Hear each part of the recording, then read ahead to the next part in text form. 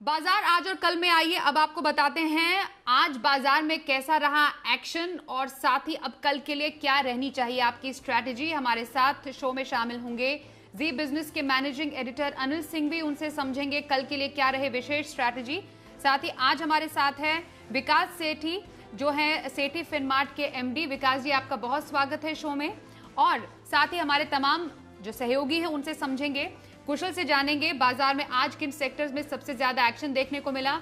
देवांशी हमें बताएंगे क्यों फोकस में रहा पीएनबी हाउसिंग। मानसी से जानेंगे मई में कैसे रही ऑटो बिक्री के आंकड़े। आशीष बताएंगे क्यों आज मेटल शेयरों में आई गिरावट। और दीपांशु से जानेंगे क्यों फोकस में रहा डिफेंस सेक्टर। लेकिन सबसे पहले आपको बता दें आज बाजार का क्या रहा हाल। निफ्टी ने लगातार तीसरे दिन इंट्राडे में रिकॉर्ड बनाया है, लेकिन ऊपरी स्तरों पर बाजार में मुनाफा वसूली का दबाव हावी हुआ और सेंसेक्स और निफ्टी सपाट जाकर बंद हुए। निफ्टी पिछले रिकॉर्ड क्लोजिंग के बेहद करीब 15,575 पर बंद हुआ। सेंसेक्स 91,935 पर सपाट बंद हुआ। बैंकों में बिकवाली के चलते बैंक निफ्टी में करीब 190 अंकों की गिरावट रही। माफ कीजिए, सेंसेक्स 51,935 पर सपाट बंद हुआ और बैंकों में बिकवाली के चलते बैंक निफ्टी में करीब 190 अंकों की गिरावट रही और ये 35,337 पर जाकर बंद हुआ। एफआईआईज और डीआईआईज की तरफ से क्या आज खास संकेत मिले हैं समझते हैं। एफआईआई यानी विदेशी संस्थागत निवेशकों ने कैश मार्केट में 450 करोड़ रुपए की आज बिकवाली की, वहीं डीआईआईज यानी घरेलू संस्थागत निवेशकों ने 230 करोड़ रुपए की आज की है खरीदारी।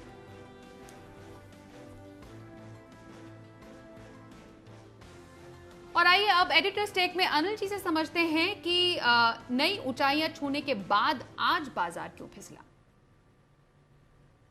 लगातार तीसरे दिन भारतीय बाजारों ने बनाया नया ऐतिहासिक रिकॉर्ड। आज फिर से बाजार मजबूती के साथ खुले और मजबूती के साथ खुलने के बाद 15,660 का लाइफ टाइम हाई बनाते दिखे और लगातार तीसरा दिन था जब लाइफ टाइम हाई बना है बाजार, लेकिन उसके बाद हल्की फुल्की प्रॉफिट बुकिंग आती दिखी। लेकिन अच्छी बात यह रही 15,500 के पहले सपोर्ट लेवल को बाजार ने इस प्रॉफिट बुकिंग के दौर में होल्ड किया और कमजोरी का कहीं कोई खास संकेत नहीं आया। सुस्ती के साथ निफ्टी और सेंसेक्स पर समाप्ति होती दिखी। बैंक निफ्टी भी 35,700 तक पहुंचा और वहां से थोड़ी बहुत प्रॉफिट बुकिंग आती दिखी। हल्की कमजोरी के साथ बैंक निफ्टी भी बंद होते दिखा। दुनिया भर के बाजारों से अच्छे संकेत थे। डाउ फ्यूचर्स हमारे बाजारों के बंद होने के वक्त 150 पॉइंट ऊपर थे। तो एक ग्लोबल संकेत अच्छे हैं। दूसरा, कोरोना के मामले घटकर 1.25 लाख के आसपास आते दिखे। तीसरा, तकनीकी तौर पर बाजार मजबूत है ही।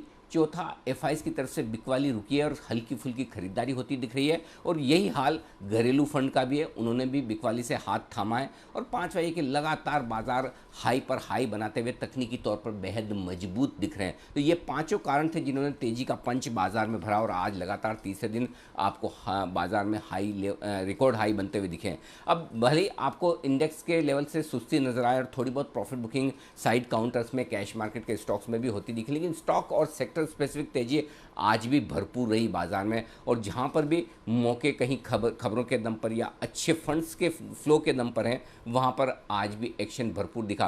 तो बाजार पूरी तरह से तेजी के माहौल में एक तरफा तेजी होने के बाद हल्का फुल्का इंट्राडे में करेक्शन, जो कि बाजार की सेहत के लिए अच्छा भी है, वो आज देखने को मिला।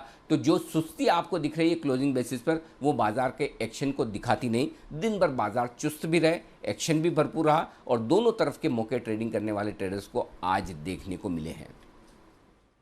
अब कल के लिए क्या रहे खास स्ट्रैटेजी समझेंगे अनिल जी से, लेकिन उससे पहले आज बाजार में खबरों के दम पर कहां था सबसे ज्यादा एक्शन, कुशल का रुख कर लेते। कुशल जरा बताएं आज सबसे ज्यादा खबरों में कहां पर एक्शन देखा गया, कहां पर अच्छी खासी तेजी थी और कहां थी नरमी।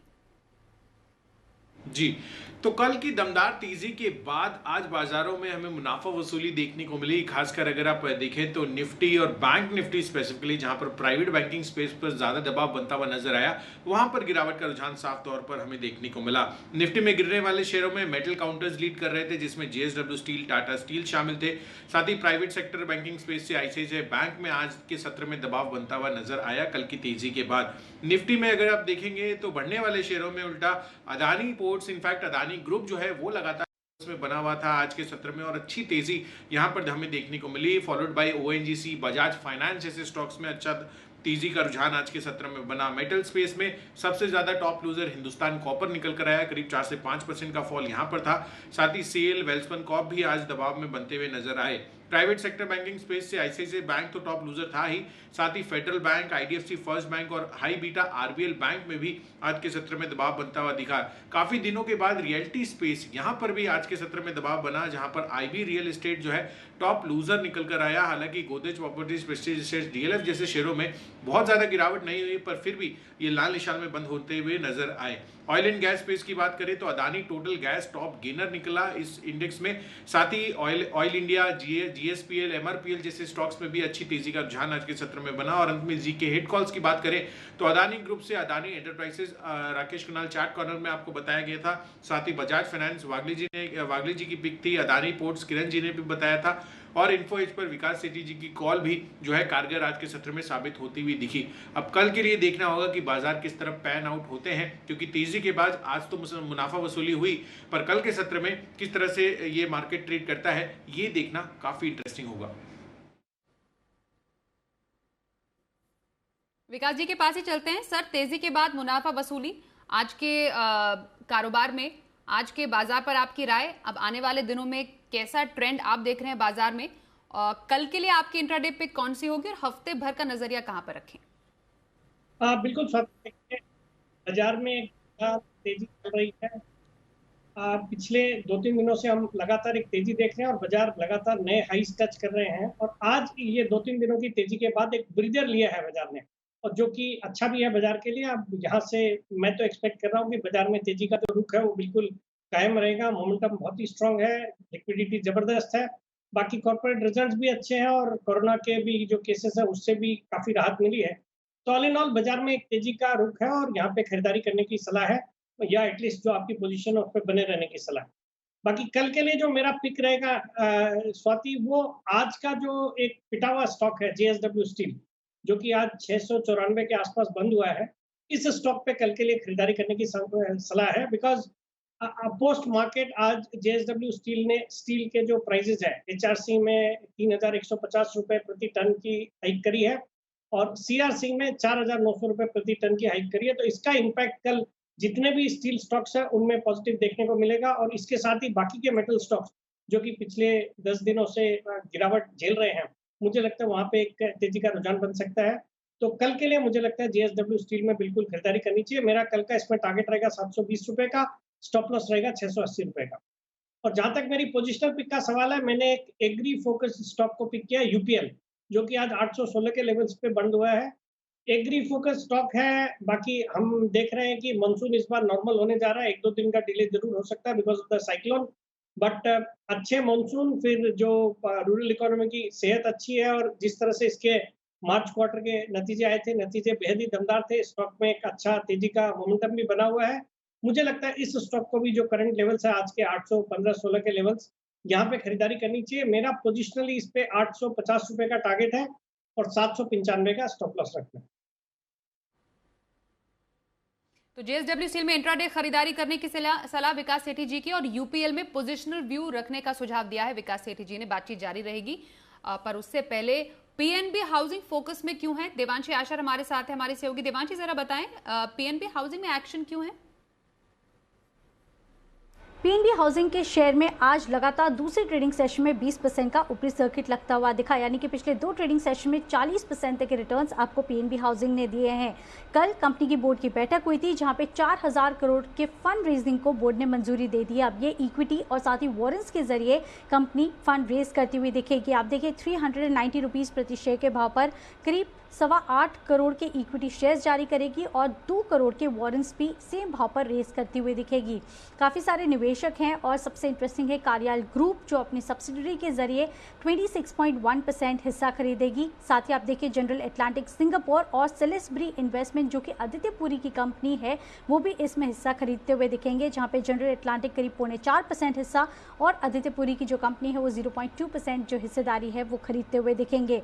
इसके साथ ही मैं आपको बताऊँ, क्योंकि प्लूटो की जो होल्डिंग है, यानी कि जो कार्याल ग्रुप है, इसकी होल्डिंग कंपनी में 26% से ज़्यादा होगी, इसी के चलते एक ओपन ऑफर ट्रिगर होता हुआ दिखेगा और 26% के ओपन ऑफर कंपनी लाती हुई दिखेगी। 7 करोड़ तक के जो शेयर्स हैं वो ओपन ऑफर में लाए जाएंगे और इसका जो भाव तय किया गया है वो 403 रुपये प्रति शेयर पर तय किया गया है, जो कि करंट भाव से या मौजूदा प्राइस से काफ़ी नीचे है।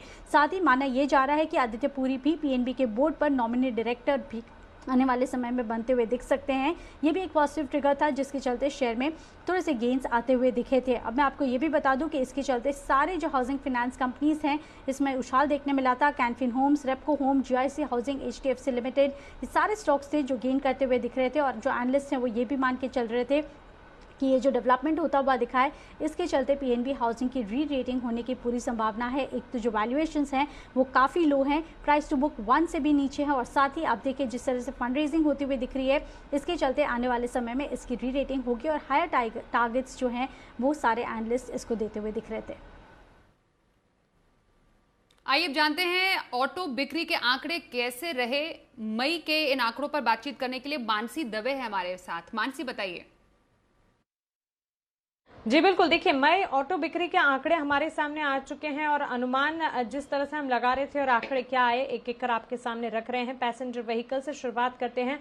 मारुति अनुमान से कमजोर हैं, हम लोग अनुमान 55,000 का लगाकर चल रहे थे जबकि यहाँ पर 46,555 यूनिट की बिक्री हाथ लगी है। Tata Motors as per estimate numbers आते हुए दिखे हैं। 15,057 का अनुमान था, 15,181 यूनिट्स की बिक्री होती हुई दिखी है। M&M ऑटो बिक्री अनुमान के मुताबिक 17,500 के अनुमान हम लगाकर चल रहे थे, 17,447 यूनिट्स की बिक्री होती हुई दिखी। टू व्हीलर सेल्स की अगर बात करें, टीवीएस मोटर अनुमान से कमजोर रहे जहां 1,75,000 यूनिट की बिक्री का अनुमान लगाकर चल रहे थे। 1,54,416 यूनिट की बिक्री होती हुई दिखी है। 2,26,193 से घटकर 1,54,416 की बिक्री होती हुई दिखी है। तो अनुमान से भी कमजोर और कमजोर ही आंकड़े टू व्हीलर स्पेस में टीवीएस मोटर के आते दिखे हैं। बजाज ऑटो अनुमान से कमजोर, 2,55,000 का अनुमान हम लगाकर चल रहे थे जबकि 2,40,554 यूनिट की बिक्री देखने को मिली है। इसके अलावा कमर्शियल स्पेस की अगर आप बात करेंगे, Tata Motors less than estimate करीब 14,492 यूनिट का अनुमान था, 11,401 यूनिट की बिक्री हुई है। Ashok Leyland less than estimate 4,500 का अनुमान था, 3,199 यूनिट की बिक्री हुई है। वहीं आयशर की अगर बात करें यहाँ पर 1,287 का अनुमान हम लगाकर चले थे, 1,223 यूनिट की बिक्री देखने को मिली है। अंत में ट्रैक्टर सेगमेंट की अगर बात करें, M&M better than estimate 13,700 unit का अनुमान था, 24,184 यूनिट की बिक्री देखने को मिली है। वहीं एस्कॉर्ट्स भी अनुमान से बेहतर आते हुए ऑटो बिक्री के आंकड़े दिखे हैं क्योंकि 5,300 यूनिट के ट्रैक्टर बिक्री के आंकड़ों का अनुमान हम लगाकर चल रहे थे, 6,423 यूनिट की बिक्री आती हुई दिखी है। तो ओवरऑल मई ऑटो सेल्स का रिव्यू ये रहा। विकास जी, ऑटो स्पेस में आपका कोई पसंदीदा शेयर?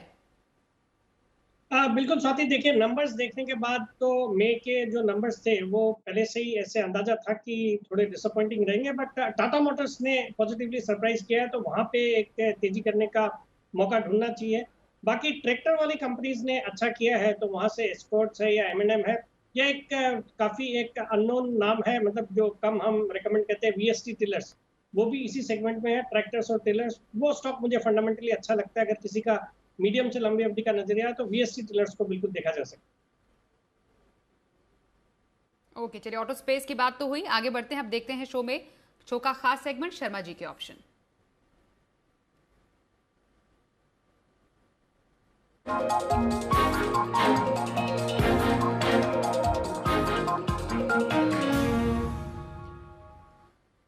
HDFC सिक्योरिटीज के वीके शर्मा है हमारे साथ। सर बहुत स्वागत है एक बार फिर से आपका शो में। कल के लिए ऑप्शन की स्ट्रैटेजी कहां पर रखी जाए? नमस्ते स्वाति जी, आपको सभी दर्शकों का। तो अडानी पोर्ट है जो आज स्टॉक चल रहा, कोई भी रीजन रहा हो, तकनीकी दृष्टि से 3.7% बढ़ा था। कुछ दूसरी पोर्ट लेने की बात हो या कुछ और, हम जो रिकमेंडेशन दे रहे हैं वो प्योरली ऑन अपने FNO के बेसिस पे दे रहे हैं। तो इसके अंदर अडानी पोर्ट के अंदर आप 800 की कॉल जो करीब 39 रुपए पे बंद हुई है वो ले सकते हैं। स्टॉप लॉस रखेंगे 33 रुपए का, टारगेट आपका रहेगा 50 रुपए। और कोफोर्ज जो 3,589 रुपए पे बंद हुआ है वो भी ऊपर था और ये करीब कम ऊपर था, करीब 1.6%। यहाँ पर 3,600 की कॉल ली जा सकती है 174 रुपए पे। और स्टॉप लॉस रहेगा 140 रुपए, टारगेट आपका रहेगा 252। तो दोनों ही जो ऑप्शंस हैं, अगर खासकर अडानी पोर्ट के अंदर जो करीब 3.5% बढ़ा है, वो अगर आप नीचे लेना चाहें तो ले सकते हैं, लेकिन आपका स्टॉप लॉस नहीं बदलेगा, स्टॉप लॉस वही रहेगा 33 रुपए in case of Adani port. धन्यवाद, जय हिंद। आइए अब अनिल जी से समझते हैं कि कल बाजार के लिए अहम संकेत कौन से होंगे और निफ्टी और बैंक निफ्टी के अहम लेवल्स क्या होंगे। उम्मीद तो यह है कि कल भारतीय बाजारों में फिर से एक मजबूती का एक्शन दिखना चाहिए, और वो इसलिए क्योंकि आज के सेशन में जब हम बंद हुए तो डाउ फ्यूचर्स 150 पॉइंट से ऊपर ट्रेड करते हुए दिख रहे थे। तो अमेरिका में जो कल छुट्टी थी, उस छुट्टी के बाद जब आज अमेरिकी बाजार खुलेंगे तो उम्मीद यह है कि अच्छा सेशन वहाँ पर होना चाहिए। यूरोप में भी मजबूती थी, तो अगर अमेरिका से अच्छे संकेत मिलते हैं वो एक अच्छा आंकड़ा होगा। कोरोना को लेकर बाजार का कॉन्फिडेंस है ही 1.25 लाख के आसपास का आंकड़ा, और अगर इसमें कोई खास बढ़त ना आए तो बाजारों के लिए वो भी एक अच्छा ट्रिगर है। लेकिन आज देखना होगा इंटरेस्टिंग, जिस तरह से उतार चढ़ाव हुआ पिछले 2-3 दिनों से, एफआईज ने जो अपनी बिकवाली रोकी है, हल्की फुल्की खरीदारी की है, और जिसके दम पर बाजार रिकॉर्ड हाई बना रहे हैं, क्या आज भी एफआईज की तरफ से खरीदारी की फिगर आती है या फिर ऊपरी स्तरों पर वो प्रॉफिट बुकिंग करते हैं? क्योंकि लगातार 3 दिन ऐसे हो गए जब उनकी इंडेक्स में लॉन्ग पोजीशन 88% के आसपास है, जो कि ओवरबॉट है, और पूरी संभावना ये थी, आज भी हम बात कर रहे थे कि एफआईज अपनी पोजीशन थोड़ी ऊपरी स्तरों पर हल्की करेंगे। तो अगर वो होता है तो देखना होगा कि बाजार किस तरह का रिएक्शन दिखाता है। बट एक चीज़ साफ है, 15,400 से 15,500 की रेंज, ये 100 पॉइंट की रेंज बेहद मजबूत सपोर्ट है बाजार के लिए, आसानी से टूटने वाला नहीं है। और ऊपरी स्तरों पर 15,700 से 15,800 की रेंज है जो पहला पड़ाव है। उसके बाद 15,900 16,000 तक की भी तरफ जाने की कोशिश निफ्टी की हो सकती है, बशर्ते कि ग्लोबल मार्केट्स थोड़ा साथ दे दे। बैंक निफ्टी का जहाँ तक सवाल है, 34,900 35,100, ये 200 पॉइंट की रेंज मजबूत सपोर्ट है। बेसिकली आप कह सकते हैं 35,000 के आसपास मजबूत सपोर्ट है, और ऊपरी स्तरों पर 35,700 से 36,000 की रेंज में बैंक निफ्टी ऊपर जाने की कोशिश कर सकता है। तो दोनों तरफ के मौके आपके लिए आगे चलते हुए बनेंगे। तो एक तरफा तेजी जो पिछले कई दिनों में दिखी है, अब धीमे धीमे वहाँ पर हल्के दोनों तरफ मौके भी बनेंगे, रुक कर बाजार भी चलेंगे, लेकिन डायरेक्शन क्लियर है और वो अभी तक ऊपर की तरफ है, क्योंकि कोई भी इंपॉर्टेंट सपोर्ट लेवल बाजार ने दिन के दौरान या क्लोजिंग बेसिस पर तोड़ा नहीं है जिससे कि डरने या घबराने की ज़रूरत हो। कैश मार्केट के स्टॉक्स में भी हल्का फुल्का करेक्शन है, और उसके बाद इन स्टॉक्स में भी फिर से तेजी बनने की संभावना। तो ये सारे फैक्टर्स हैं जिनके दम पर कल बाजार फिर से ट्रेड करने के लिए खुलेंगे। और आइए अब शो में देखते हैं कल का ऑप्शन।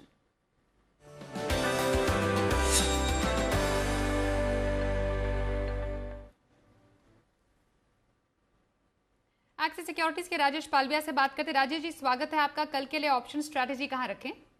या गुड इवनिंग स्वाति जी। देखिए, मार्केट में जिस तरीके का सेटअप बना हुआ है तो बाय ऑन डिप्स की स्ट्रेटेजी ही रखना चाहिए मार्केट में। आज भी देखें तो ड्यूरिंग द डे जो भी गिरावट थी, कहीं ना कहीं बाइंग इंटरेस्ट बनते हुए दिखा, थोड़ा सा माइल्ड प्रॉफिट बुकिंग कुछ स्टॉक्स में देखने को मिल रहा है। लेकिन निफ्टी के सेटअप की बात करें तो निफ्टी में हमें लगता है कि यहाँ से 15,650 15,700 तक की रैली कंटिन्यू रहनी चाहिए। तो कल के सेशन के लिए हम 15,600 का कॉल ऑप्शन बाय करने की सलाह देंगे, जो कि करीब बंद हुआ है 63 रुपीज के आसपास।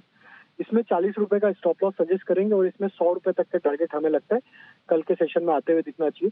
तो तेजी का ही ट्रेड करना है, और ये जो माइनर प्रॉफिट बुकिंग या जो डिप मिली, इसे बाइंग अपॉर्चुनिटी जैसा यूज करना चाहिए। इसलिए हम 15,600 का कॉल ऑप्शन बाय करने की सलाह दे रहे हैं। स्टॉक स्पेसिफिक बात करें तो आज अडानी ग्रुप में काफी अच्छी बाइंग इंटरेस्ट देखने को मिली, और उसमें अडानी पोर्ट का सेटअप काफी अट्रैक्टिव लग रहा है। और सेटअप के हिसाब से हमें लगता है कि अडानी पोर्ट भी कल के सेशन में बाय किया जा सकता है 785 के स्टॉप लॉस से, और हमें लगता है कल के सेशन में 830 तक के टारगेट आते हुए दिख सकते हैं। तो अडानी पोर्ट भी बाय करने की सलाह रहेगी। शुक्रिया राजेश जी ऑप्शन स्ट्रैटेजी बताने के लिए। विकास जी आपके पास आ रहे हैं, लॉन्ग टर्म पिक कौन सी रहेगी आज आपकी? बिल्कुल स्वाति, मेरी लॉन्ग टर्म पिक है एक auto component company Federal Mogul. ये एक एमएनसी कंपनी है, जर्मन एमएनसी इसका पेरेंट है। ये भारत की सबसे बड़ी पिस्टन और पिस्टन रिंग्स बनाने वाली कंपनी है। दमदार फंडामेंटल्स है, दिसंबर क्वार्टर के नतीजे अच्छे थे, एक जीरो डेट कंपनी है, और स्टॉक पे मैं लॉन्ग टर्म के लिए आज से बुलिश हूँ। मुझे लगता है करंट लेवल जो 308 के लेवल्स पे है, यहाँ पे खरीदारी करने की सलाह है। 400 रुपए का मेरा 9 से 12 महीने में इस पे टारगेट। फेडरल मॉर्गन में लंबी अवधि की खरीदारी करने की सलाह विकास सेठी जी की। बहुत शुक्रिया सर, शो में शामिल हुए तमाम सहयोगियों का भी बहुत शुक्रिया। तो आज के लिए बाजार आज और कल में बस इतना ही।